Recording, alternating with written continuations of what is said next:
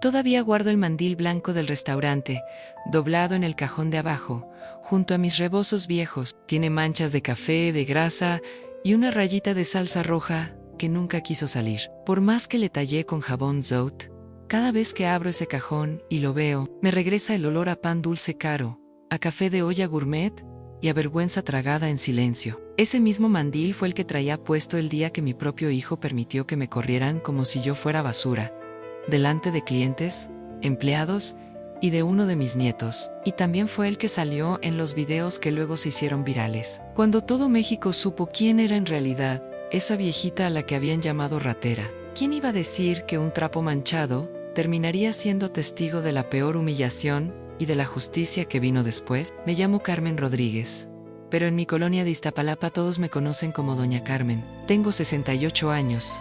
Más callos en las manos que arrugas en la cara, y una virgencita de Guadalupe mirando mi cama desde que era joven. Mi casa es chiquita, de paredes descarapeladas, techo de lámina en una parte, patio de cemento cuarteado y olor a café de olla cada mañana, aunque sea aguado. Toda mi vida me la he pasado trabajando. Vendí tamales en la esquina con el vapor ardiéndome la cara, lavé ropa ajena hasta que se me reventaron las uñas, limpié casas en la Narvarte y en la del Valle donde ni siquiera me ofrecían un vaso de agua, y años enteros me aventé haciendo tortillas a mano en una fondita. Desde antes de que amaneciera, nunca me dio pena ensuciarme las manos. Lo que me daba pena era llegar a la casa sin suficiente para los cuadernos de mis hijos. Mi esposo, que en paz descanse, era chofer de microbús. Se llamaba Raúl y manejaba de Iztapalapa al centro esquivando baches, vendedores y la mala leche de los automovilistas. Un día, no regresó. Un choque en la madrugada lo dejó tendido en la calle,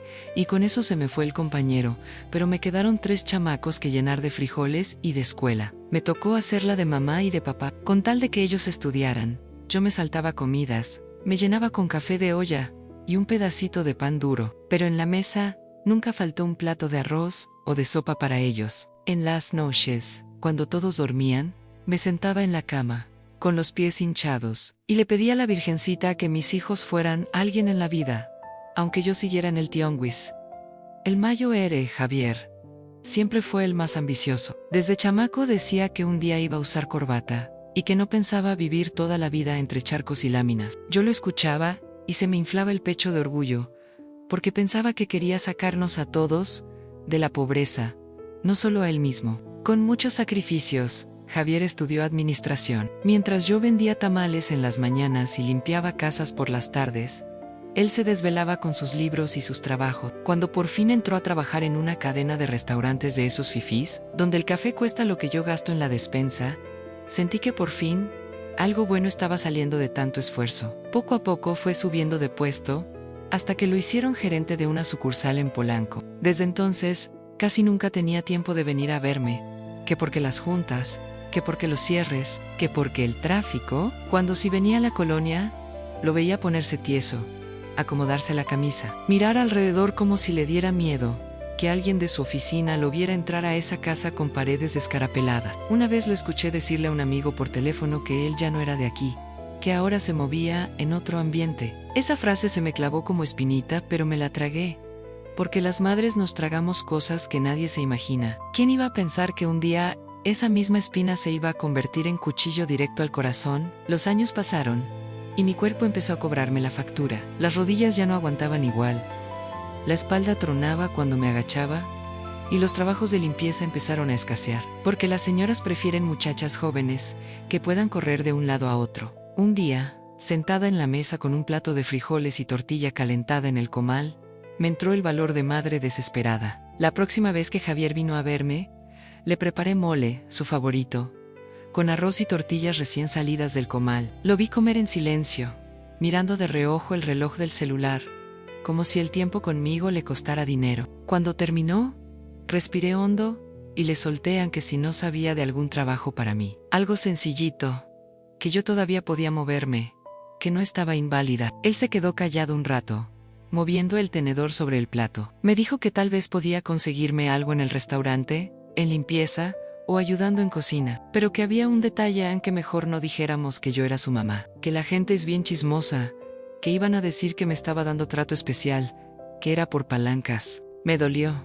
no te voy a mentir. Sentí como si me hubieran echado agua fría encima, pero lo vi tan serio, tan preocupado por su imagen, que terminé diciendo que sí, que estaba bien, que si para ayudarlo a no tener problemas, tenía que ser una empleada más, pues ni modo. Esa noche, antes de dormir, me puse de rodillas frente a la Virgencita. Encendí una veladora que chisporroteó tantito, como si también ella estuviera inquieta, y le dije que me diera fuerzas para empezar de nuevo, para aguantar lo que viniera. Yo creía que lo único que venía era trabajo pesado. Nunca imaginé la tormenta que se estaba preparando sobre mi nombre. El primer día que llegué al restaurante de Polanco, me temblaban las piernas. Las calles olían a pan recién horneado, a perfume caro y a carros nuevos.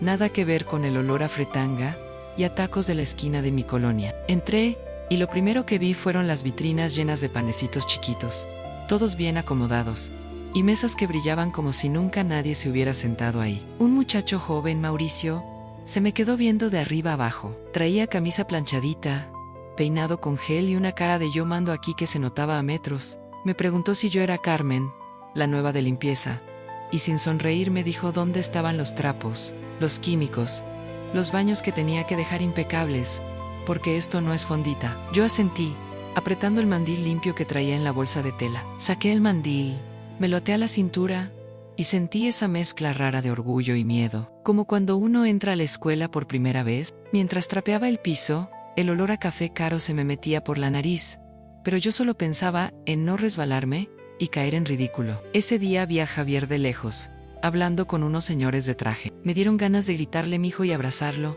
pero me acordé del trato y solo me acerqué con la charola para ofrecer café. Él apenas movió la cabeza, como si yo fuera cualquier empleada contratada por la empresa, no la mujer que le limpiaba los mocos cuando era niño. En mi corazón yo seguía siendo su mamá, pero en ese local yo era nada más Carmen, la de limpieza. Yo pensaba que con trabajar duro y no meterse con nadie, bastaba para que lo respetaran a uno, pero la vergüenza se mete por rendijas que ni te imaginas. ¿Y sabes qué fue lo peor, comadre? Que en ese silencio de mi hijo ya se estaba escondiendo la primera traición. Can el tiempo. Algunas muchachas se enteraron de que yo era la mamá del gerente, porque un día se me salió decirle mijo cuando me pidió algo. Ellas se rieron, hicieron chiste, pero él se puso rojo y con voz seca dijo que sí, que era su mamá, pero que ahí yo era empleada y que por favor no hubiera chismes. Esa palabra, empleada, dicha así, como si ser su madre fuera un estorbo, me encogió el corazón. Yo me dije que no importaba, que lo importante era tener chamba y un seguro médico, porque a mi edad cualquier resbalón en el baño sale caro. Seguí trepando, lavando trastes, puliendo mesas tratando de no pensar. Lo que yo no sabía era que cada paso que daba con ese mandil blanco me acercaba más al día en que me iban a querer arrancar, no solo el trabajo, sino la dignidad. Los días empezaron a agarrar un ritmo raro, de esos que cansan el cuerpo pero medio calman el alma. Me levantaba antes de que saliera el sol, ponía a hervir el agua para el café de olla, y mientras el agua empezaba a cantar en la olla, me amarraba el rebozo en la cintura. Tomaba un pan dulce del día anterior, hacía la señal de la cruz viendo a la Virgencita en la pared, y le decía bajito que me cuidara en el camino. En la esquina, el microbús siempre llegaba hasta el tope. La gente se subía empujando, con mochilas, loncheras, caras de sueño, y el chofer aventaba el camión entre baches y puestos ambulantes. Yo me agarraba fuerte del tubo, sintiendo cómo las rodillas se quejaban, y miraba por la ventana cómo las casas de lámina y bloc se iban quedando atrás. ¿No es curioso cómo en menos de una hora pasas de los charcos a las banquetas brillosas como espejo? Cuando por fin llegábamos a Polanco, parecía otro mundo. Los árboles bien podados, las fachadas de vidrio, la gente paseando a sus perros como si no tuviera ninguna preocupación. Yo bajaba del camión, me acomodaba el mandil doblado dentro de la bolsa y caminaba hasta el restaurante, cuidando de no tropezar en esos pisos tan lisos que hasta miedo dan. Al entrar, ya sabía lo que me esperaba en baños, que dejar como nuevos, mesas que pulir hasta que se reflejara el techo, trastes que lavar sin dejar una sola mancha. A veces el olor a detergente y cloro me mareaba, pero me aguantaba, porque cada trapeada era, según yo, un paso más lejos del hambre. Las muchachas de caja y los meseros me iban conociendo. Algunos me decían Doña Carmen con cariño, otros nada más me chiflaban para que recogiera algo. Una de las meseras, Neiti, era de Nesa, y me agarró confianza rápido. En los ratitos muertos, mientras secábamos tazas, me contaba de sus broncas con la renta, de su mamá enferma, y yo le platicaba de mis nietos. Me empezó a decir abue, y aunque sonaba a burla al principio, se le notaba el cariño en la voz. Yo pensaba que, si quebraba un plato, al menos ahí tenía a alguien que iba a dar la cara por mí a Mauricio. En cambio, era otra historia. Siempre traía el ceño fruncido, el celular en la mano, y esa forma de hablar, como si todo mundo le debiera algo. Si encontraba una manchita en el piso, me la señalaba con el zapato, y decía que ahí no estábamos en el tianguis, señora, que esto era un concepto premium. Yo me tragaba la respuesta, porque a mi edad uno aprende que hay batallas que no se ganan con palabras, sino con paciencia. El primer día de pago me sentí como niña con juguete nuevo. No era una fortuna, pero ver mi nombre en el recibo, junto a esas letras del Seguro Social, me sacó una sonrisa que ni yo conocía. Di regreso a casa. Pasé al tianguis y compré medio kilo de carne molida, un poco de queso y unas gelatinas para los nietos. Esa noche, frente al altar, le di gracias a la Virgencita, porque, aunque el cuerpo dolía, por lo menos había un ingreso fijo. Empecé a quedarme un poquito más tarde, cuando veía que la cosa se atrasaba. Si los meseros andaban corriendo, yo me metía a ayudar a limpiar mesas. Si faltaba alguien en cocina, me acercaba a pelar papas o a lavar lo que se juntara. Yo pensaba que si veían que le echaba ganas, nadie se iba a atrever a faltarme al respeto. ¿A poco no es lo mínimo que una espera después de tantos años de trabajo honrado? Pero el respeto se resbala fácil cuando hay gente empeñada en mirar por encima del hombro. Un sábado, por ejemplo, llegó Regina al restaurante, bien arreglada, con bolsa de marca y tacones que resonaban en todo el piso. Venía con una amiga igual de producida, y se sentaron en una mesa pegada al ventanal, como si quisieran que todo el mundo las viera. Yo iba pasando con un trapo y una charolita, recogiendo tazas vacías, cuando la escuché reír. Su amiga le preguntó quién llevaba la limpieza en ese lugar tan mono, y Regina, sin saber que yo estaba atrás, contestó bajito: Poirot, no tanto, que la empresa traía gente de fuera, que ella ni los conocía, que lo importante era que el lugar se viera impecable. Me ardieron las orejas. Ni una sola vez dijo mi suegra, o la mamá de Javier, como si nombrarme le diera vergüenza. Cuando terminé de limpiar la mesa de junto, me acerqué a la de ellas. Les pregunté con la mejor sonrisa si les podía traer algo más. Regina se tensó. Me vio como si apenas me reconociera, y murmuró un no. Gracias, señora, que sonó a no me hables aquí. Esa noche, de regreso a casa, me pregunté si el problema era mi mandil, mi colonia o mi apellido. Unos días después, Javier me pidió que nos viéramos tantito en la parte de atrás, donde guardaban las cajas de producto. Se veía incómodo, jugando con las llaves en la mano. Me dijo que por favor, evitara acercarme a sus mesas cuando él estuviera con gente importante, que mejor otra persona las atendiera, que no quería chismes, que luego la gente es muy dada a preguntar de dónde viene uno, que si su mamá trabaja ahí, que si esto, que si lo otro. Me quedé callada, porque si abría la boca iba a llorar. Solo alcancé a decir que sí, que estaba bien, que yo lo único que quería era trabajar en paz. Mientras él se iba, acomodándose el saco, yo me quedé mirando mis manos resecas por el cloro, y me pregunté en qué momento ser su madre se había convertido en algo que esconder. A pesar de todo, yo seguía haciendo mi trabajo con la frente lo más en alto que podía.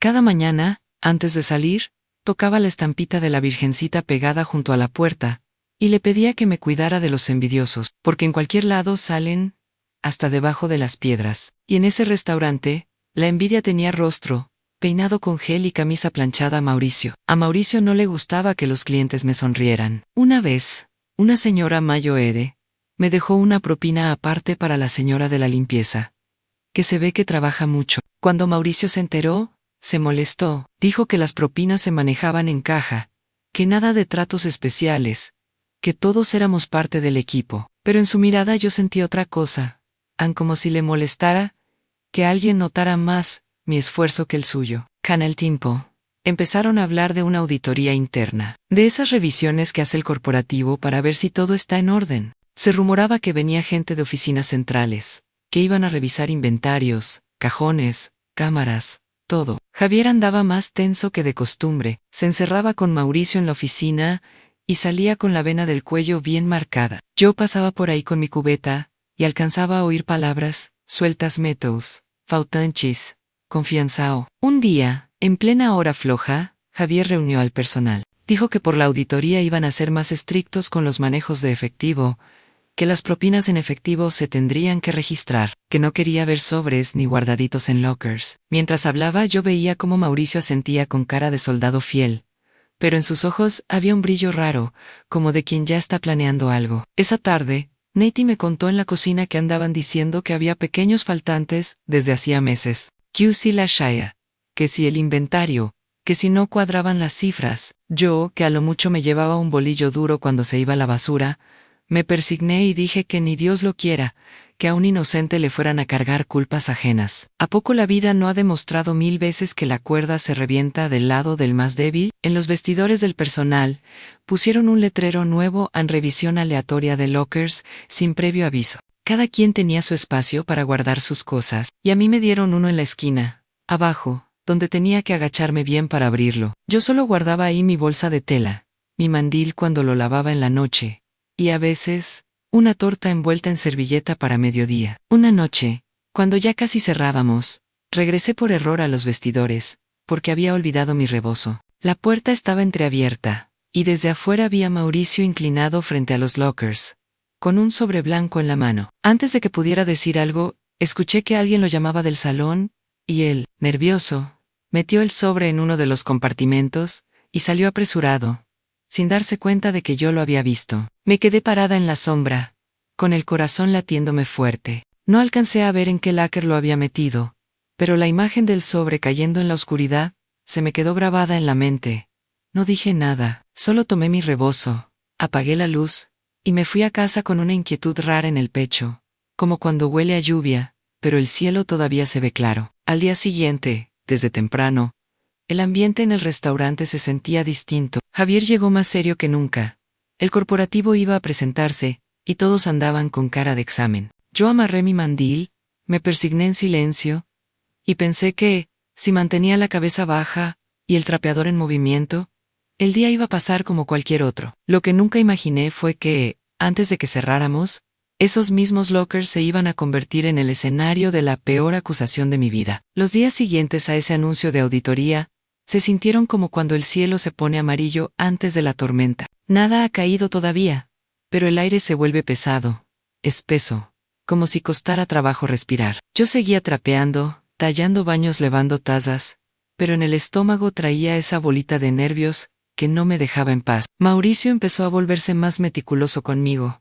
Si se caía una migaja, era justo en mi área. Si alguien olvidaba cerrar bien una llave, curiosamente él decía que yo había sido. Una vez, frente a todos, preguntó en voz alta, ¿quién había dejado un trapo sucio cerca de la barra? Y sin esperar respuesta dijo que seguro la señora, que su generación no entendía de estándares. Sentí las miradas encima como jayuyitas, y mientras recogía el trapo, me pregunté cuánto aguante le queda al orgullo antes de romperse. Javier, en lugar de frenarlo, parecía darle cuerda. En las juntas, cuando hablaban de orden y disciplina, él miraba hacia donde yo estaba, como si el mensaje fuera directo para mí. Yo apretaba el mandil entre los dedos y bajaba la cabeza, no porque me sintiera culpable, sino porque no quería que nadie viera la rabia en mis ojos. ¿En qué momento mi propio hijo se convirtió en juez y parte de un juicio que yo ni siquiera entendía? Mientras todo eso pasaba, se acercaba una fecha importante,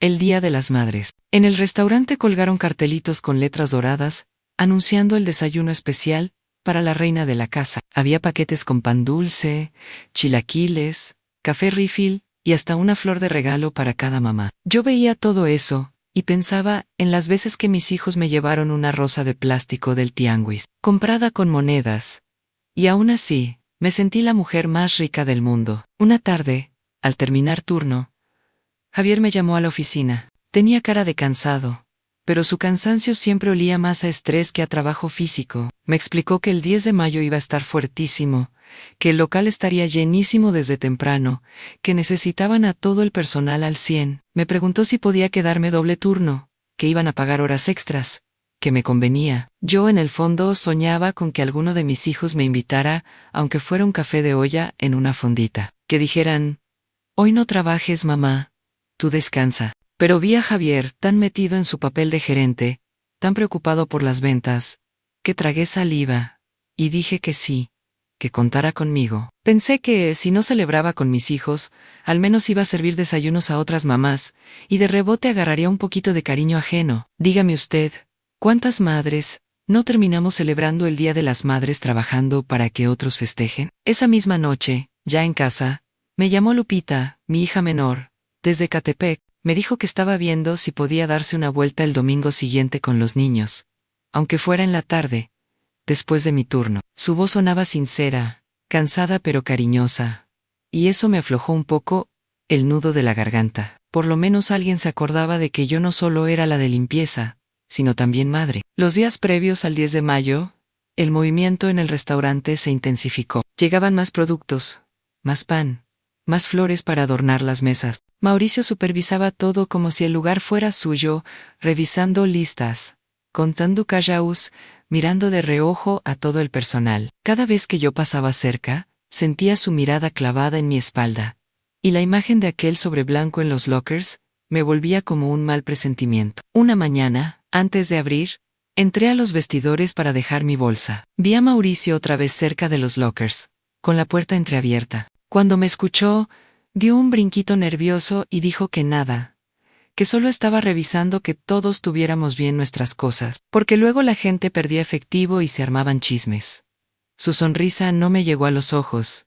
Parecía más una mueca. En esos días, Javier casi no me dirigía la palabra. Si necesitaba algo de mí, se lo pedía a Nate o a otro empleado, y ellos eran los que venían a decirme. Una tarde, sin embargo, lo vi salir a la terraza con Regina y mi nieto Diego. Yo iba con una charola llena de tazas, y el corazón se me alborotó al ver a mi niño ahí, con su uniforme de escuela y su mochilita. Diego me vio primero. Sus ojos se iluminaron, y se levantó de la silla para correr hacia mí, diciendo abuelita, con esa voz que me derrite. Regina lo tomó del brazo a medio camino, y lo frenó, diciendo en voz baja, que no corriera, que la gente podía tropezar, que luego hablaba con él. Javier se volteó rápido, mirándome como si yo hubiera hecho algo malo por existir en la misma terraza que sus clientes. Me acerqué despacio, con la charola pesándome más de lo normal. Les pregunté si necesitaban algo más, cuidando que la voz no me temblara. Regina, sin mirarme directamente, dijo que todo estaba bien, que si necesitaban algo, ya le harían la seña a alguien del personal. Ese alguien del personal fue como una bofetada. Ahí, frente a mi nieto, me redujo a un uniforme y un mandil manchado. Diego me lanzó una mirada triste, como pidiendo permiso para abrazarme, pero nadie se lo dio. Solo alcancé a guiñarle un ojo y apretar los labios en una sonrisita,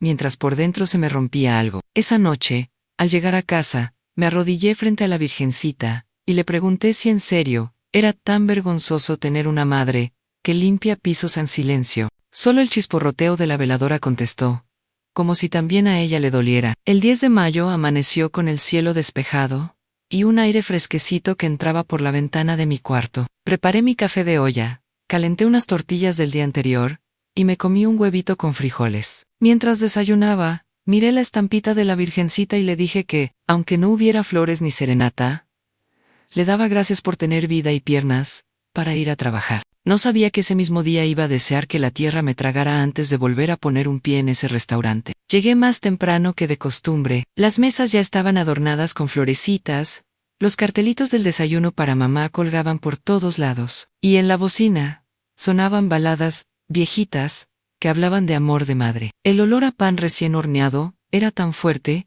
que parecía abrazar a la gente desde la puerta. Pensé que, aunque no trajera ramo en la mano, por lo menos el ambiente era bonito. Desde antes de abrir, ya había fila afuera. Mujeres arregladas, señoras Mayo, res del brazo de sus hijos, niños con dibujos hechos en la escuela. Yo las veía pasar mientras trapeaba cerca de la entrada, y me imaginaba, por un segundo, cómo sería entrar del brazo de uno de mis hijos, sentarme, que me pusieran una flor en la mano y me dijeran gracias mamá. A veces el corazón es bien tonto, se inventa escenas, aunque la realidad le haya demostrado lo contrario. El servicio comenzó, y el lugar se llenó en cuestión de minutos. Yo iba y venía entre la cocina y los baños, secando espejos empañados, recogiendo servilletas del piso, limpiando las mesas en cuanto alguien se levantaba. Más de una señora me sonrió y me dijo, gracias mija, como si supieran que yo también era madre y que ese día no estaba ahí por gusto. Esos pequeños gestos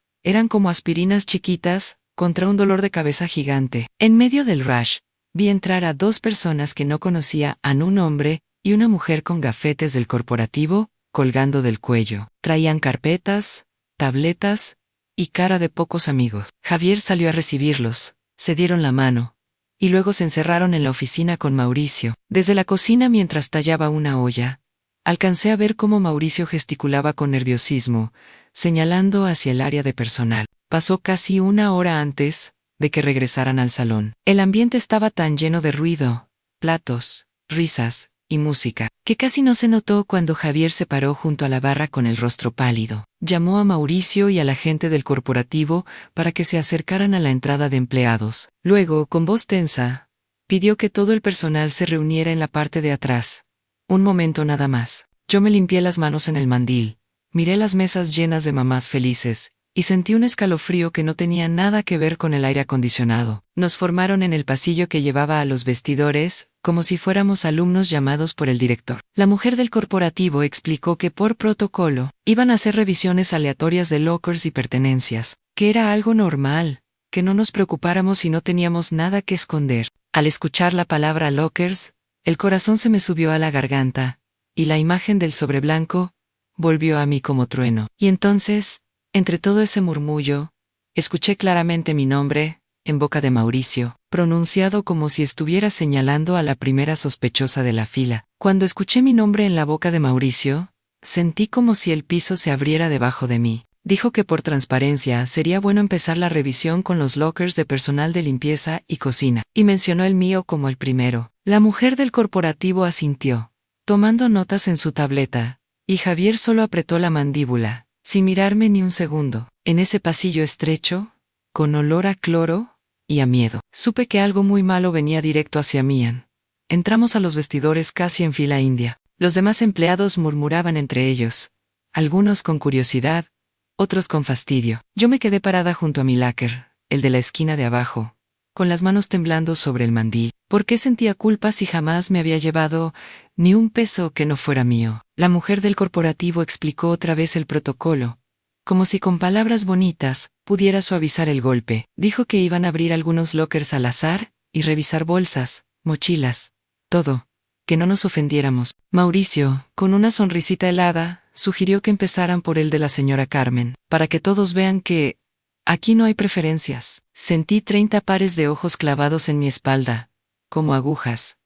Me pidieron que abriera mi locker. Agacharme fue más difícil que nunca. Las rodillas me tronaron, y el corazón me retumbaba en las orejas. Giré la llave con manos sudadas, y la puerta se abrió con un rechinido que me heló la sangre. Adentro estaban mi bolsa de tela, mi rebozo doblado y encima de todo, un sobre blanco perfectamente colocado. El mismo color, el mismo tamaño, el mismo silencio que aquella noche en que vi a Mauricio en los vestidores. La mujer del corporativo se agachó, tomó el sobre con cuidado, como si fuera veneno, y lo abrió, frente a todos. Sacó fajitos de billetes, y los fue contando en voz baja, mientras Mauricio levantaba las cejas, fingiendo sorpresa. Yo sentí que me faltaba el aire, como si alguien me hubiera puesto una bolsa en la cabeza.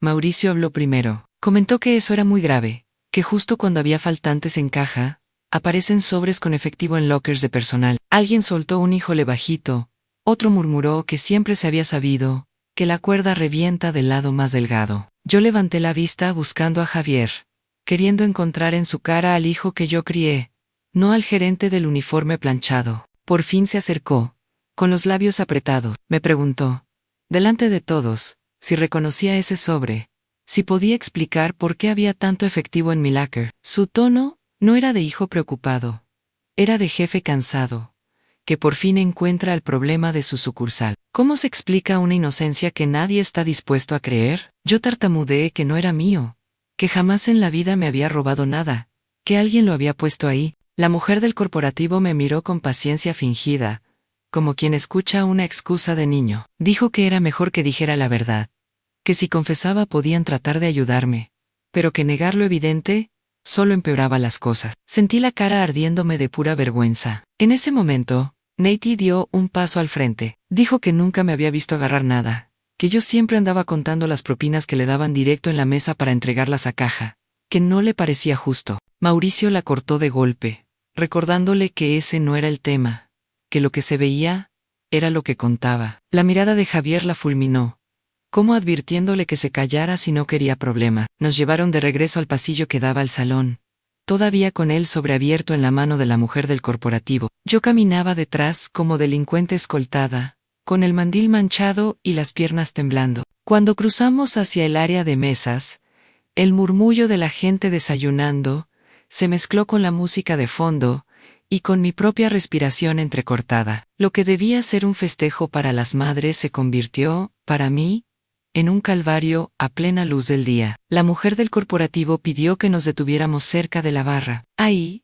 en medio del restaurante lleno, empezó a explicar en voz firme que, por temas de seguridad, se habían encontrado irregularidades graves en el área de personal. Yo me quedé parada a su lado como exhibida, mientras algunas mesas volteaban a ver qué pasaba. ¿Te imaginas lo que es sentir que te desnudan el honor frente a desconocidos? En una mesa cercana, reconocí a Regina. Estaba ahí con su amiga y, esta vez, con Diego sentado frente a ellas, jugando con una servilleta. Al notar el alboroto, el niño volteó y me vio parada junto a los jefes, con cara de asustada. En sus ojos no había desprecio ni burla, solo una confusión que me partió el alma. La mujer del corporativo dijo, clarito, que habían encontrado una cantidad importante de efectivo oculto en mi locker, que, por política de la empresa, eso se consideraba una falta de confianza grave. Añadió que, en esos casos, la sanción inmediata era la terminación del contrato y el levantamiento de un reporte para valorar acciones legales. Sentí que el mundo daba vueltas,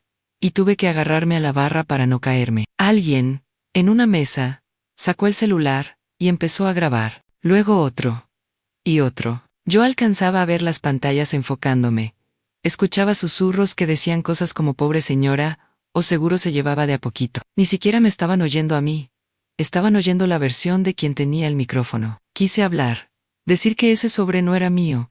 Que yo había visto algo raro días antes.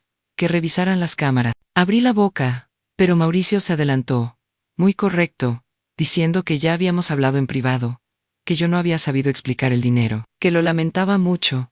Que la empresa confiaba en su personal, pero que no podía permitir actos deshonestos. Javier, a su lado, solo asintió, con la mirada perdida en un punto del piso. La mujer del corporativo me miró y dijo que, por la naturaleza de la falta, tenía que pedirme que entregara mi mandil y mis cosas en ese momento. Ahí, frente a los clientes y al personal, me pidió que me quitara el mandil. Sentí como si me arrancaran una parte de la piel cuando desabroché las tiras y lo dejé sobre la barra, todavía caliente de mi cuerpo. ¿Quién iba a decir que ese mismo mandil, humillado frente a todos, luego sería mi estandarte de justicia?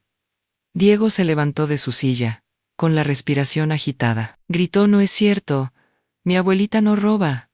Tan fuerte que varias mesas voltearon. Regina lo jaló del brazo, le pidió que se sentara, le dijo que no se metiera, que los adultos estaban arreglando un problema. Javier cerró los ojos un segundo, como si las palabras de su hijo le dolieran, pero no dijo nada.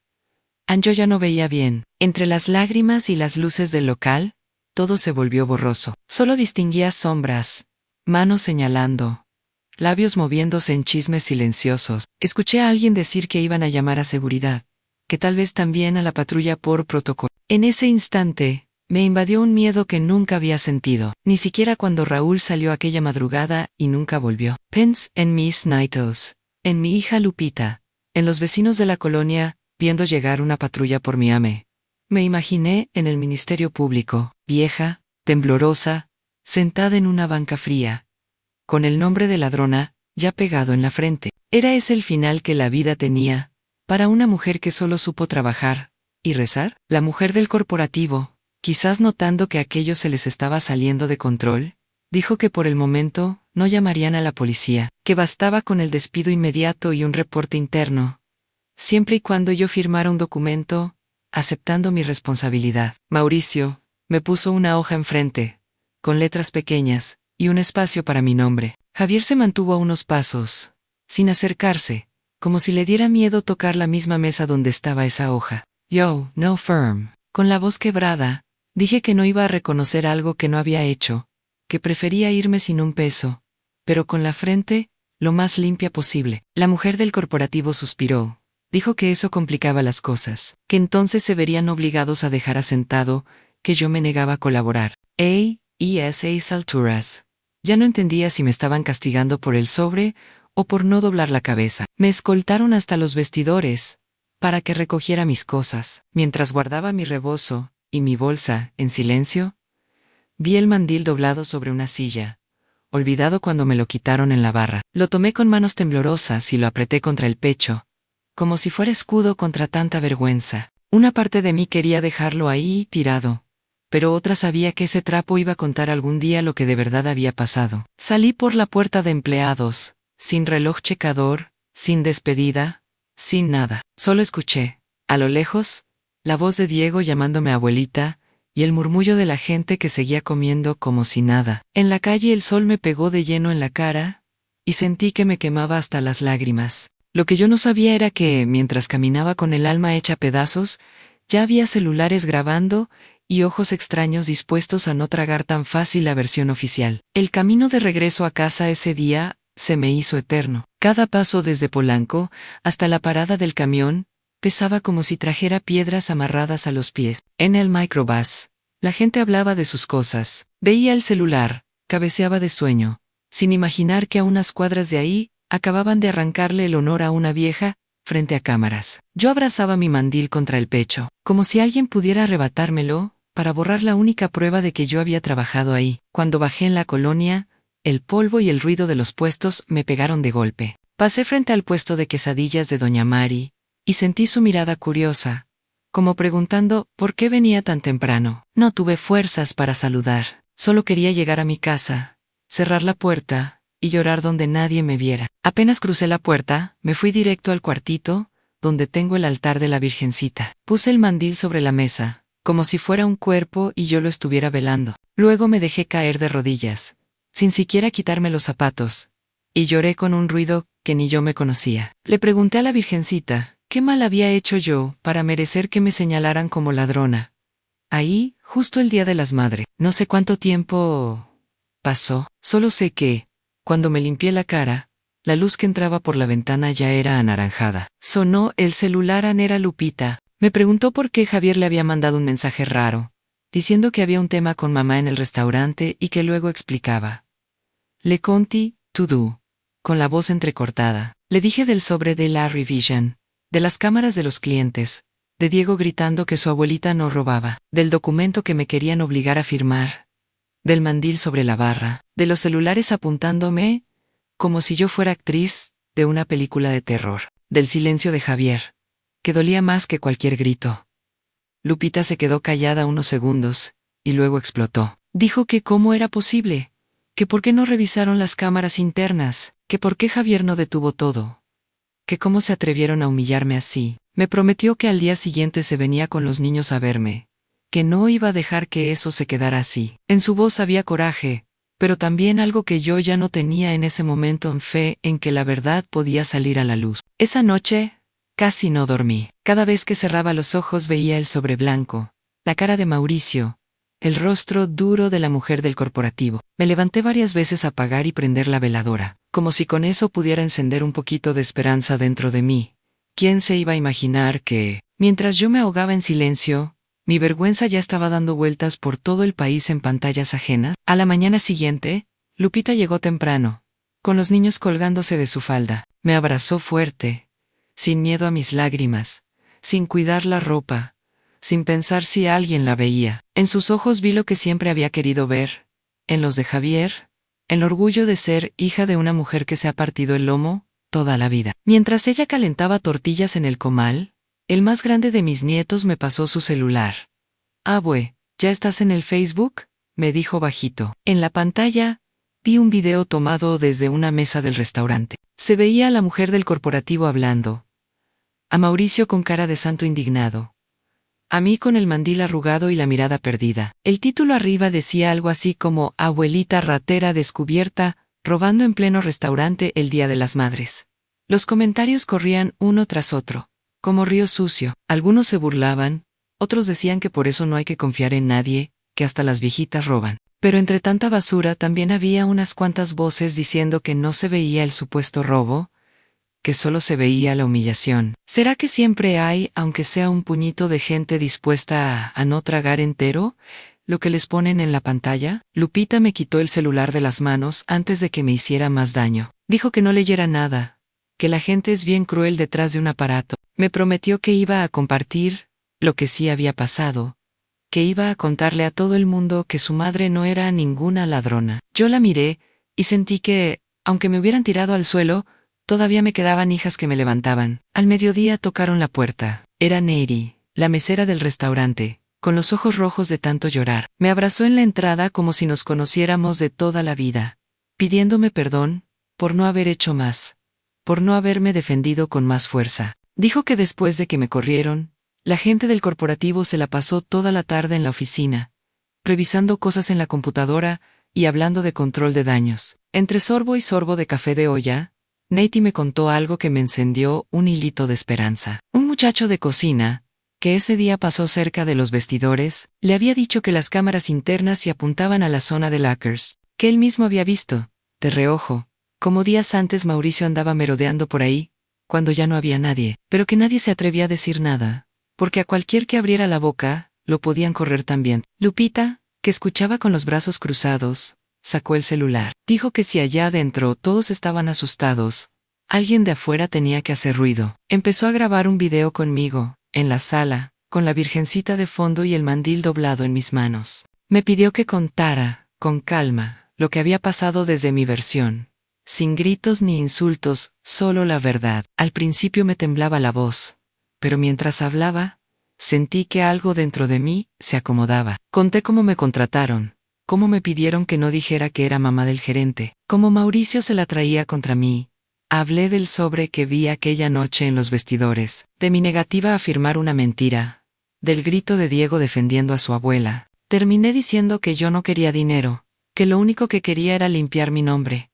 Lupita subió el video a sus redes, lo compartió en grupos de la colonia, en páginas de denuncia ciudadana en donde pudo. Al principio solo reaccionaron vecinos y conocidos, pero en cuestión de horas, empezó a moverse más lejos. Alguien lo compartió con un comentario que decía, antes de juzgar, escuchen también a la señora. Esa misma noche, me habló una voz desconocida al celular. Era una muchacha periodista, Ana, de un medio digital que yo ni conocía. Dijo que había visto mi video y el de la abuela ladrona, y que algo no le cuadraba, que quería escucharme con calma, y sí yo aceptaba contar mi historia completa. Preguntó si podía venir a mi casa al día siguiente, con cámara y todo, pero respetando lo que yo no quisiera mostrar. Acepté, con miedo, porque ya bastante humillación había pasado frente a cámara. Pero Lupita me dijo que no todas las cámaras son para destruir, algunas también sirven para defenderse. Esa noche volví a hincarme frente a la Virgencita, pero esta vez,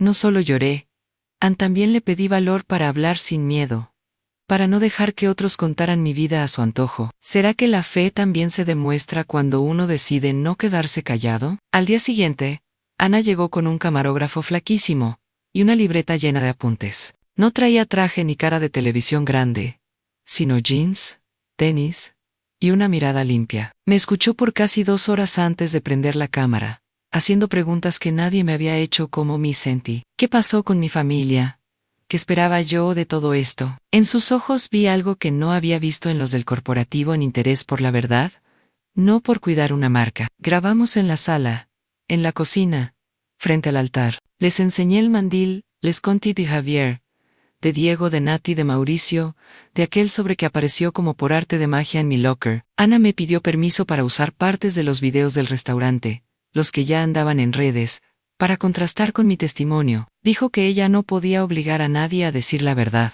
pero que sí podía poner las dos versiones frente al público. El reportaje salió primero en su página y luego se empezó a compartir. El título no me llamó ladrona ni abuela ratera. Decía algo así como, a la otra versión de la abuela acusada en pleno Día de las Madres. Ahí, entre los comentarios, empezaron a aparecer personas que decían que trabajaban, o habían trabajado en esa cadena, que no era la primera vez que cargaban culpas al personal más débil. El asunto ya no era solo una viejita despedida, se estaba volviendo un problema de imagen para toda la empresa. 2 días después, Ana me llamó casi gritando de emoción. Me contó que alguien le había escrito desde un correo anónimo, diciendo que trabajaba en el área de sistemas de la compañía. Esa persona aseguraba que existían videos de las cámaras internas, donde se veía claramente a Mauricio manipulando los lockers, antes de la famosa revisión aleatoria. Estaba dispuesto a filtrar las imágenes, con tal de que no saliera su nombre. Quedaron de verse en un café del centro. Ana me preguntó si yo quería ir, aunque fuera a esperar en otra mesa, para que en cuanto tuviera el material me lo mostrara. No lo dudé. Me puse mi mejor blusa, me amarré el rebozo, y me fui con Lupita en el metro, apretando el rosario en la mano, mientras las puertas se cerraban, y el tren se llenaba. Pensé que tal vez la justicia no siempre llega por los caminos correctos, pero llega. En el café, me senté en una esquina, viendo por la ventana. Vi entrar a un muchacho nervioso, con mochila en la espalda, que saludó rápido a Ana, y le pasó una USB casi a escondidas. Hablaran poco. Él se fue con la cabeza gacha, como quien sabe que se está jugando el trabajo, pero no la conciencia. Ana volvió a mi mesa con los ojos brillando, y la computadora en la mano. Si esto es lo que creo que es, doña Carmen, aquí puede estar la pieza que faltaba, me dijo. Conectó la USB, abrió una carpeta llena de fechas, y seleccionó el día anterior a la auditoría. Puso play, y la imagen de los vestidores apareció en la pantalla. Anay. Estaban los lockers, el pasillo estrecho, la esquina donde siempre me agachaba a guardar mi bolsa. De pronto, la puerta se abría y entraba Mauricio, mirando a todos lados, con un sobre blanco en la mano. Lo vimos avanzar, agacharse justo donde estaba mi locker, y meter el sobre con rapidez, como quien esconde algo que no quiere que vean. Ni mi bolsa, ni mi rebozo aparecían. Era un momento en que yo ni siquiera estaba en el área. Sentí que el corazón se me subía a la garganta, pero esta vez, no de miedo, sino de rabia mezclada con alivio. En la pantalla, por fin, estaba pasando algo que yo siempre supe, pero nadie había querido creer. Ana pausó el video, y me miró seria, casi solemnemente. Con esto, doña Carmen, ya no es solo su palabra contra la de ellos, dijo en voz baja. Yo apreté el rosario con tanta fuerza que casi se revienta la cuerda. Y las lágrimas que me salieron ahora, no eran solo de dolor. Lo que yo no sabía aún era que ese pequeño archivo en una USB estaba a punto de voltear la historia y poner a temblar a más de uno que se creía intocable. Cuando salimos del café con la USB guardada en la bolsa de Ana, sentí que mis pies no tocaban bien el piso. No era que todo estuviera arreglado, ni de lejos. Pero por primera vez, desde aquel 10 de mayo, la balanza ya no estaba tan chueca. Mientras caminábamos rumbo al metro, yo apretaba el rosario en una mano, y el mandil en la otra. ¿Será que por fin la verdad iba a tener más fuerza que los chismes y los trapos sucios de los de arriba? Ana no perdió tiempo. Esa misma tarde se encerró en su redacción chiquita, con 2 computadoras viejitas, y un editor de video que tomaba café, como si se le fuera la vida en ello. Me pidió permiso para usar mi testimonio, el primer reportaje, y ahora las imágenes de las cámaras internas, todo junto. Dijo que no se trataba solo de limpiar mi nombre, sino de evidenciar cómo una empresa podía aplastar a cualquiera por cuidar su imagen.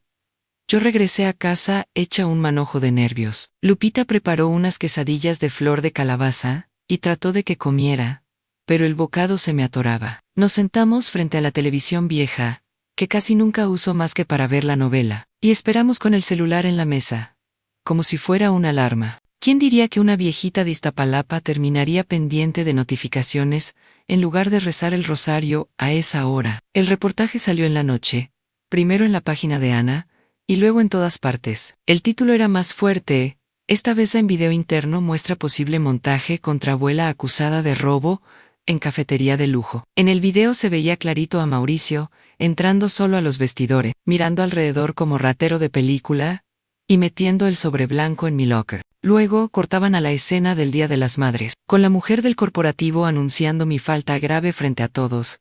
Las reacciones no se hicieron esperar. Gente que ni conocía empezó a comentar que era una vergüenza, que cómo era posible, que querían boicotear la cadena de restaurantes. Otros contaban historias parecidas a despidos injustificados, culpas cargadas al personal de limpieza o cocina. Por primera vez, no era yo la que estaba en el banquillo, era la empresa, el corporativo, los gerentes. En cosa de horas, otros medios empezaron a compartir el reportaje de Ana Anún. Radiodifusora de la ciudad la invitó a hablar del tema, y ella, sin preguntarme 2 veces, me llevó con ella. Yo, con mi mejor blusa y el rebozo bien planchado, me senté frente a un micrófono grandote que daba miedo. Cuando el locutor me dijo Doña Carmen, el país la está escuchando, se me aflojó hasta el alma. Conté mi historia una vez más, esta vez no solo para una cámara, sino para voces que venían de todos los rincones. Dije que no quería venganza, que lo que quería era respeto, que no se podía jugar así con la dignidad de una persona, mucho menos de una madre trabajadora. Mientras hablaba, pensaba en todas las Carmenes que hay barriendo oficinas, limpiando baños y sirviendo mesas sin que nadie sepa su nombre. ¿No merecemos, al menos, que no nos fabriquen pecados que no cometimos? Al día siguiente, la bomba llegó a la empresa. En redes, la página oficial de la cadena amaneció llena de comentarios furiosos, exigiendo explicaciones. Algunos subían capturas de pantalla del video interno, otros llamaban a no consumir ahí, hasta que me pidieran perdón público. La imagen premium de sus tazas de café se estaba manchando más rápido que cualquier mandil. A media mañana, mientras barría el patio, sonó mi celular. Un número desconocido, voz seria, tono de oficina A.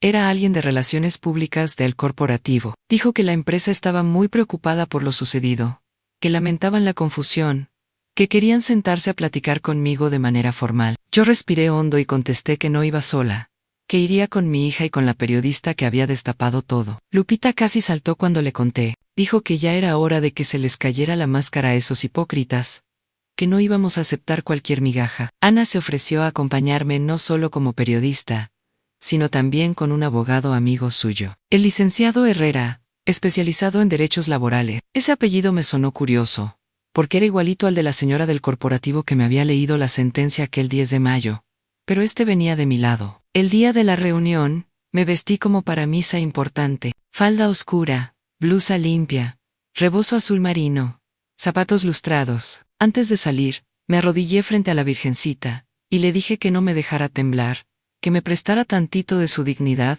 para mirar a los ojos a quien me humilló. ¿De qué sirve creer si uno se achica justo cuando la verdad está tocando a la puerta? Las oficinas del corporativo olían a aire acondicionado y a perfume caro. Pisos brillosos, cuadros modernos, recepcionista con sonrisa de plástico. Nos hicieron pasar a una sala de juntas con mesa larga, de esas que parecen altar del dinero. Ahí estaban sentados 3 ejecutivos, la misma mujer que me había pedido el mandil aquel día, y, unos segundos después, Javier. Cuando lo vi, sentí un golpe en el pecho. Traía el traje bien puesto, pero la cara se le veía cansada, más vieja de lo que le correspondía. No supo si saludarme como madre o como exempleada. Al final apenas murmuró un buenos días que se quedó colgando en el aire. Regina no estaba, pero en su silla vacía, imaginé toda su vergüenza convertida en silencio. Uno de los ejecutivos, un señor de canas bien peinadas, tomó la palabra. Dijo que la empresa reconocía irregularidades graves en el procedimiento de mi despido, que habían revisado las cámaras internas,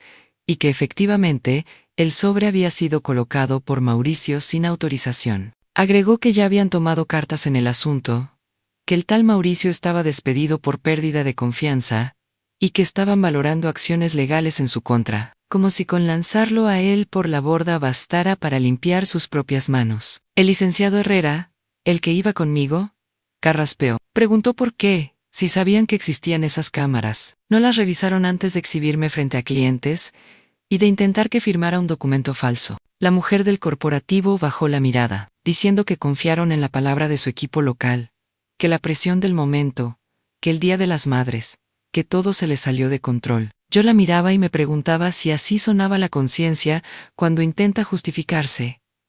El ejecutivo de las canas continuó. Dijo que la empresa quería ofrecerme una disculpa personal y institucional, además de una compensación económica considerable por el daño causado. Sacó una carpeta con papeles llenos de sellos, y me los puso cerca, como si estuviera ofreciéndome la llave de un tesoro. Añadió que, por supuesto, todo implicaba un acuerdo de confidencialidad, para proteger mi privacidad y la reputación de la compañía. Sentí que la sangre me hervía. No había cruzado la ciudad, ni aguantado burlas, ni contado mi historia frente a cámaras para vender mi silencio, envuelto en papel oficial. Respire hondo. Miré un segundo al crucifijo pequeño, que traía colgado en el cuello, y luego fijé los ojos en el señor de las canas. La DHQC. Que mi tiempo valía, que mi salud se había afectado, que no era injusto pedir reparación, pero que mi nombre no estaba en venta. Ana grababa solo audio, con mi permiso, para tener constancia de todo. El licenciado explicó que cualquier acuerdo debía incluir algo más que dinero, en una disculpa pública. En los mismos términos, y con el mismo alcance que tuvo la humillación, propuso que la empresa emitiera un comunicado oficial, reconociendo el error, que subieran el video de las cámaras internas, y dejaran claro que yo no había robado nada. Los ejecutivos se removieron incómodos en sus sillas, como si les hubieran pedido vender el edificio. En ese punto, la conversación se puso áspera. Ellos insistían en que una disculpa privada y un buen cheque eran suficiente, que exhibir el video interno podría dañar la marca y afectar a otros empleados. El licenciado respondió que la marca ya estaba dañada por su propia decisión de culpar a la persona equivocada. Yo, que no estudié leyes ni comunicación, solo repetía en mi cabeza una frase así: la vergüenza fue pública. La disculpa también. Entonces, la mujer del corporativo propuso una salida intermedia. Sugirió grabar un video institucional conmigo, donde yo dijera que el asunto había quedado aclarado, que agradecía la disposición de la empresa, sin entrar en detalles de culpas. Sus palabras sonaban bonitas, pero por detrás traían la idea de que la historia quedara en gris, que nadie supiera bien quién hizo qué. ¿De qué me servía limpiar la mitad de mi nombre y dejar la otra embarrada para siempre? En medio de todo eso, Javier seguía callado. No había dicho nada, no había intentado defenderme, ni tampoco negar lo evidente, hasta que de pronto, el ejecutivo de las canas volteó hacia él y le pidió que expresara su postura, ya que él había sido el gerente a cargo el día de los hechos. Ahí, en ese segundo, supe que la vergüenza por fin estaba cambiando de bando. Javier tragó saliva, bajó la mirada, y por primera vez en mucho tiempo, dejó de hablar como gerente. Con la voz quebrada, aceptó que él había confiado más en la versión de Mauricio que en la de su propia madre, que no pidió revisar las cámaras, que permitió la escena en el salón para quedar bien con el corporativo. Dijo que nunca imaginó que el video llegaría a redes, que se convirtió en cobarde, que pensó más en su puesto que en mi dignidad. Sus palabras llenaron la sala de un silencio pesado, mientras todos evitaban mirarme a la cara. El licenciado aprovechó ese momento. Dijo que, más allá de la empresa, había un daño moral profundo, familiar, que nadie podía calcular solo con números. Propuso algo que hizo que a todos se les descompusiera el gesto, que la disculpa pública incluyera no solo un comunicado de la empresa, sino también un acto donde el propio Javier reconociera el error y me pidiera perdón, frente a las cámaras. El señor de las canas abrió los ojos como plato. La mujer del corporativo se removió nerviosa. Javier se quedó helado. Yo sentí que el corazón me latía en los oídos. Nunca, ni en mis rezos más sinceros, había imaginado ver a mi hijo pidiéndome perdón frente a todo el país. ¿Sería capaz él de hacerlo? ¿De soltar el orgullo? ¿De romper la coraza de gerente? ¿Para volver a ser mi hijo? Aunque fuera por unos minutos. La sala entera se quedó esperando su respuesta. Y justo cuando abrió la boca para hablar, alguien tocó la puerta con urgencia, anunciando que afuera ya había cámaras de televisión y reporteros pidiendo entrar. Cuando dijeron que había cámaras y reporteros afuera, sentí que se repetía la escena del restaurante Pero Au Reeves, otra vez focos, otra vez miradas, otra vez mi nombre en boca de desconocidos, solo que ahora, en vez de ser la viejita acorralada junto a la barra, yo estaba sentada a la mesa, frente a los que antes me apuntaron con el dedo. ¿Sería cierto eso, de que la vida siempre da la vuelta, aunque a veces tarde demasiado? El señor de las canas suspiró, miró a la mujer del corporativo, y luego a Javier. Dijo que, visto el escándalo mediático, lo más inteligente era enfrentar la situación con transparencia, que si no daban la cara, el tema se les iba a ir de las manos. Yo pensé, ya se les fue desde el día en que me quitaron el mandil frente a todos. Propusieron hacer una especie de conferencia improvisada en la sala grande de juntas. Nada de esconderse detrás de comunicados fríos. Hablar en vivo, responder preguntas, asumir errores. El licenciado Herrera sonrió apenas, como quien ve caer una ficha que llevaba rato empujando. Ana me apretó el brazo por debajo de la mesa, preguntándome con la mirada si yo aguantaba. Respiré hondo y dije que sí, aunque ya había llorado lo suficiente como para seguir teniendo miedo a las cámaras. Que si ese día habían usado los celulares para aplastarme, ahora yo iba a dejar que las mismas lentes fueran testigos de cómo se enderezaba un poquito la historia. No sé de dónde me salió el valor, pero a veces la dignidad empuja más fuerte que el miedo. Nos pasaron a la sala grande. Había una mesa larga al frente, micrófonos, botellitas de agua, logotipos de la empresa en las paredes. Frente a nosotros, cámaras de televisión, celulares levantados, reporteros con libretas listas, y esa mirada de olfato fino, que huele la carne del escándalo. Por un segundo, me temblaron las rodillas, pero apreté el rosario en el bolsillo, y me mantuve de pie. El ejecutivo de las canas tomó el micrófono primero. Habló con voz de manual, diciendo que la empresa lamentaba profundamente los hechos ocurridos el Día de las Madres en una de sus sucursales. Reconoció públicamente que tras revisar los videos internos habían confirmado que el sobre con efectivo fue colocado en mi locker por otro empleado. Sin mi conocimiento, por primera vez, escuché de labios de ellos lo que yo llevaba semanas repitiendo sin que nadie creyera. Luego pronunció mi nombre completo, Carmen Rodríguez, no la señora, ni la empleada. Dijo que la empresa pedía disculpas públicas por haberme acusado injustamente y por la humillación sufrida frente a clientes y personal. Agregó que estaban trabajando en cambios internos para que algo así no volviera a pasar. Palabras bonitas, sí, pero por lo menos ya no era el silencio cobarde de antes. Después, el licenciado Herrera pidió que me cedieran la palabra. Yo me acerqué al micrófono, sintiendo cómo los focos me calentaban la cara. Vi las cámaras apuntando. Imaginé a las comadres de la colonia viendo esto en sus casas, a Lupita con los niños frente al celular, a Neti detrás de la barra en otra sucursal con el volumen bajito. Tragué saliva y hablé. Dije que yo no tenía estudios ni títulos, pero que sí tenía una vida entera de trabajo honrado detrás, que no se vale que, por cuidar una marca o un puesto, agarren al más débil y lo pongan de escudo. Que ese día, no solo me quitaron un empleo, trataron de arrancarme el nombre y la historia, y que gracias a Dios, y a personas que no se quedaron calladas, hoy estaba ahí parada, para decir que no me doblo. Algunos reporteros me preguntaron si pensaba demandar, si iba a aceptar el dinero, si quería que metieran a la cárcel a Mauricio. Respondí que la justicia tiene muchas formas, que una parte era legal, y para eso venía con abogado, pero que la otra parte era moral, que lo más importante para mí era que el país supiera que yo no robé, y que las empresas entendieran que no pueden jugar con la dignidad de la gente. ¿De qué sirve llenar la cuenta del banco si el corazón se queda lleno de amargura? Entonces llegó el momento que yo no esperaba ver jamás. El licenciado volvió a sacar el tema de la disculpa de Javier. Dijo que, además de la reparación institucional, había un asunto personal que solo se podía resolver entre madre e hijo, pero que el país entero había sido testigo de la caída, así que también merecía ver la verdad. Las cámaras giraron hacia él como si olieran sangre.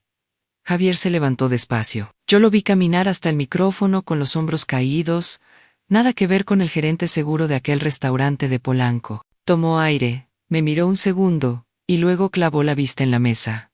Como niño regañado, su voz tembló cuando empezó a hablar. Dijo que yo era su madre, que él se había avergonzado de su origen, y que eso lo llevó a preferir quedar bien con sus jefes que conmigo. Aceptó que me ocultó como mamá frente a clientes, que permitió que me señalaran sin revisar las pruebas, que me dejó sola el día que más necesitaba que alguien se pusiera frente a mí, para protegerme. Se le quebró la voz cuando mencionó a Diego gritando, «Mi abuelita no roba», mientras él se quedaba callado. En la sala, algunos reporteros dejaron de escribir para mirarlo con otra cara. Luego se volteó hacia mí, ya sin micrófono, pero lo suficientemente cerca, como para que todos lo vieran. Me dijo mamá.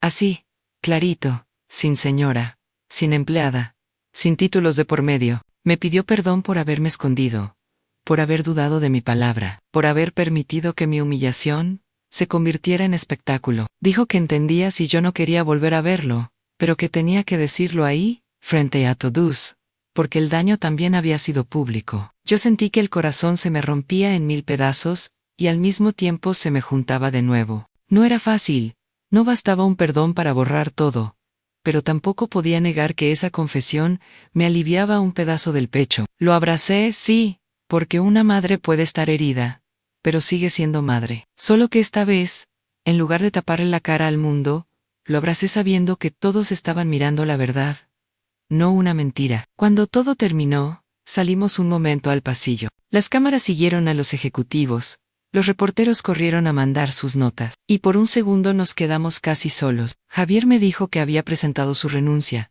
que no quería seguir en un lugar que le recordó de la peor manera quién era y de dónde venía. Me pidió una oportunidad para reconstruir la confianza, no como gerente, Saino como hijo. Yo le dije que lo quería, que nunca dejé de quererlo, pero que el amor no borra así nada más las cicatrices, que el perdón no significa volver a ser como que nada pasó, sino poner límites, para que no se repita. Le dejé claro que ya no iba a aceptar que me escondieran, que si quería venir a mi casa, sería como hijo orgulloso, no como el que está cumpliendo un trámite. Él asintió, con los ojos rojos, y me dio un beso en la frente, como cuando era niño. El acuerdo con la empresa se firmó días después. Sí, hubo compensación económica, y reconocieron por escrito que mi despido fue injusto. Con ese dinero arreglé el techo de lámina, pinté las paredes y cambié el refrigerador viejo que ya ni enfriaba. Pero lo más valioso no vino en billetes, sino en palabras a ese comunicado público, donde dijeron, claro, que yo no era ladrona. No quise volver a trabajar en esa cadena, ni en ningún lugar donde el uniforme valga más que la persona. Con Lupita pusimos un pequeño puesto de tamales y atole afuera de la casa. No es un restaurante de lujo, pero cada tamal que vendo tiene el sabor de mi libertad recuperada, y cada cliente que me llama Doña Carmen lo hace sin doble cara. A veces pienso que Dios acomoda todo para regresarnos al origen, pero con la frente más alta. De vez en cuando, Diego viene a ayudarme en el puesto. Se pone el mandil conmigo, me ayuda a cobrar, carga las ollas chiquitas. Un día, sin cámaras, sin periodistas, me dijo bajito que estaba orgulloso de mí, que en la escuela sus amigos ya no hablan de la abuelita ratera, sino de la abuela que se defendió. Esas palabras valen más que cualquier trending topic. El mandil blanco del restaurante sigue en mi cajón. No lo tiré, no lo lavé más. Lo dejé con sus manchas de café y de grasa, como si fueran cicatrices. A veces lo saco, lo toco, y me acuerdo del día en que me lo arrancaron frente a todos, y del día en que lo levanté frente a las cámaras para decir, yo no me robé nada. Ese trapo, que antes me daba vergüenza, ahora es recordatorio de que nadie, por muy trajeado que esté, tiene derecho a arrebatarte tu dignidad. Sigo rezándole a la Virgencita cada noche. Le doy gracias por la gente que puso en mi camino, en Lupita, Nati, Ana, el muchacho de sistemas, el licenciado, hasta mi propio nieto gritando, en medio del restaurante. Le pido que cuide a todas las mujeres que andan limpiando pisos, sirviendo café, vendiendo en el tianguis, para que nunca más alguien las use de chivo expiatorio. Y si un día alguna de ellas escucha mi historia, o ve aquel reportaje perdido en internet, o se acuerda de la doña Carmen de los tamales, ojalá sepa que no está sola, porque sí, me corrieron sin razón, me humillaron, me señalaron, pero mi verdadera identidad no era la del video del Día de las Madres, sino la que salió después, cuando la verdad se abrió paso entre tanta mentira. Soy Carmen Rodríguez, madre, abuela, trabajadora, católica de barrio, y mujer que aprendió, a golpes, que la justicia tarda pero llega, y aunque el mundo siga lleno de Mauricios, de corporativos, y de gente que solo ve el uniforme, yo ya decidí algo para siempre a mi nombre. Mi fe y mi dignidad no se negocian con nadie.